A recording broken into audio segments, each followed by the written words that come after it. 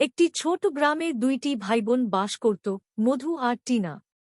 মধু ছিল ৮ বছর বয়সী আর টিনা ছিল ৫ বছরের।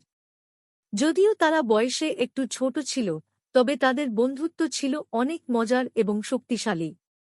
একে অপরের সাথে খেলতে খেলতে তারা অনেক কিছু শিখত। একদিন মধু আর টিনা তাদের বাড়ির পিছনের বাগানে খেলছিল। মধু তার ছোট বোনকে বলল, চল গাছের নিচে একটা লুকোচুরি খেলি। আমি গাছের আড়ালে লুকিয়ে থাকব, তুমি আমাকে খুঁজে বের করো। টিনা খুব খুশি হয়ে বলল, হ্যাঁ, অবশ্যই। তারপর সে চোখ বন্ধ করে গুনতে শুরু করল, ১, ২, ৩।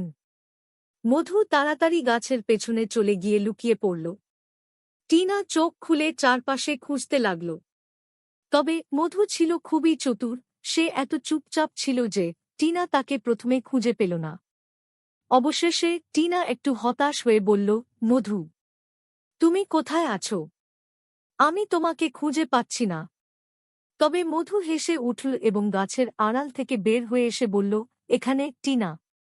তুমি একটু ধৈর্য ধরলেই তো আমাকে খুঁজে পেতে। টিনা হাসতে হাসতে বলল, তুমি সত্যি খুব চতুর, মধু। আমি ভাবছিলাম তুমি আর কোথায় যাবে। এরপর মধু টিনাকে বলল, তবে এবার তুমি আমাকে খুঁজে দেখো। টিনা আনন্দিত হয়ে বলল, ঠিক আছে, এবার আমি তোমাকে খুঁজে পাব। তারা দিনভর লুকোচুরি খেল এবং একে অপরকে খুঁজে বের করতে বেশ মজা পেল।